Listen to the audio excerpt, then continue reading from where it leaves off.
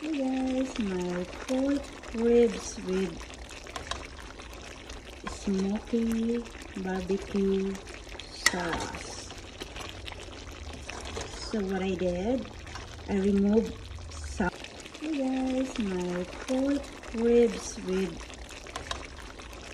smoky barbecue sauce. So what I did, I removed some fats and wash and boil it into the water with lemongrass, fresh ginger root, and bay leaves, and cloves, black corn, pepper. Then throw it out again the water, and I rinse it again the pork ribs. Then I cook it now with my